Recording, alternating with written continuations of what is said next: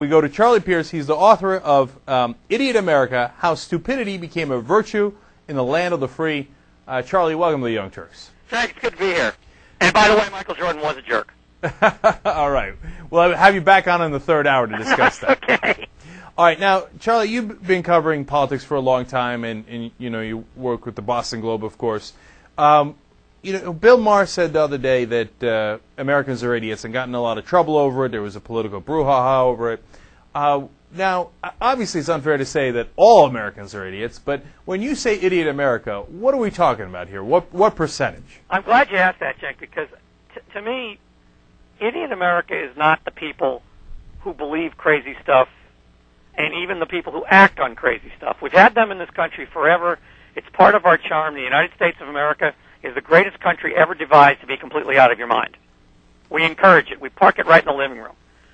Idiot America is the rest of us who empower it either through our lassitude, our inattention, or our somewhat mushy desire to be balanced and to be fair.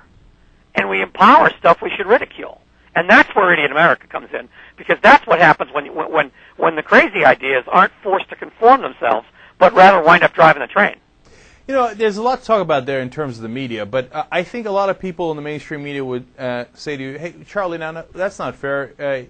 You claim they're idiots, but how do I know they're idiots? And I can't just call someone an idiot on television. Well, it's funny because I actually, one of my dirty little secrets, Jake, is I actually went to journalism school. So I had the theories and practice of what was then called objectivity drilled into me. You have to be fair, you have to be balanced. That wasn't always a TV slogan. But one of the things they taught me is that if I saw somebody walking down the street with a bird on his head, I could write that a guy was walking down the street with a bird on his head. I didn't have to go find somebody else who would tell me I was wrong. There was a bird walking down the street with a guy on his ass. If you observe, right now we have in plain view a political party one of the two major political parties in the country, that its upper level is completely enthralled to politics that are demented, that have no bearing in reality. This is something out of that episode of the original Star Trek where the people are living on a spaceship but think they're living on a planet. They have their own history, they have their own math, as witness to crowd estimates, they have their own science, and it's totally detached from objective reality. I don't think the media or the rest of us have any obligation to treat that which is not real as being real. So, Charlie, why do you think that the media has gone along with this? Is it just they're flat out intimidated by the right, who's called them liberal and yelled at them and et cetera for all this time? Is it partly because, hey, you know what, they don't want to rock the boat with the Republicans because they're in the same corporate boat? What's your theory of that? I think both of those are true. I think the second one is a little bit less true than a lot of people think. I think the first one is a little bit more true than people think. I think the other thing that's happening is that we have sort of handed our politics, we've handed our news coverage over to the dynamic of salesmanship. Any idea that sells must have some validity to it, no matter how crazy it is. If you get enough people to buy it, then that idea must have some validity to it. At the same time, we've handed political journalism in this country almost entirely over to a form of sports writing. And I was a professional sports writer for 9 years. I know sports writing when I see it. The healthcare debate is being covered by people who are mostly interested in who's up and who's down and who's voting which way. It's not being covered by the people who are out in the country telling me exactly which policy should be better. I think that is a function of the way we do television and the way we do journalism these days. I think that's purely a function of that. Well, I think you're being unfair to sports journalists. I think sports journalists cover their area a million times better than the political Jake, journalists. I've had this argument with political writing friends of mine for 30 years. If I saw a baseball team in spring training when I was a sports writer that was as transparently incompetent at everything as the Bush administration was, I didn't have to write that they had an equal chance to go to the World Series.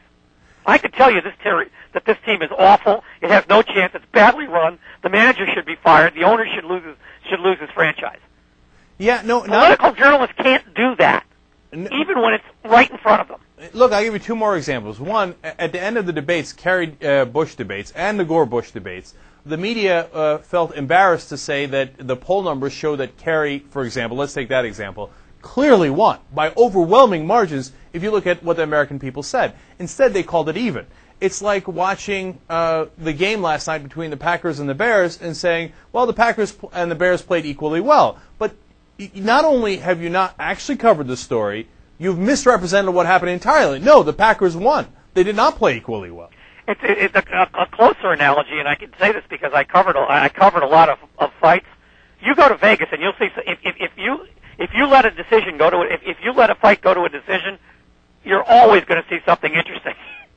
And I agree with you, and I think that one of the earliest indications, I think, that things were getting out of hand, at least in terms of how our politics is fed to us.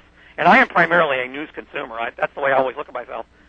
One of the earliest example I can think of that things had gotten a little crazy. Number one was all the incredibly bizarre stuff that was thrown at the Clintons, which are the direct antecedents of what's going on with Barack Obama. In Barack Obama's case, you've got race as what the arson squad people call an accelerant.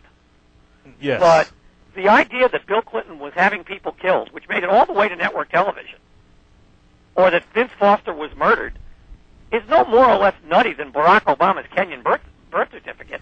And a lot of the people who are condemning the craziness on the right now went along for the ride in the 90s.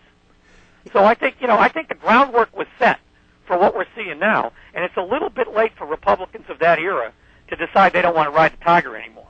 Well, I know the guy who pushed it the most because I used to appear on his cable station. Before he was running Fox News Channel, Roger Ailes was running a smaller cable station, and every single commercial break, they had an advertisement for a book or a video about how Bill Clinton killed Vince Foster.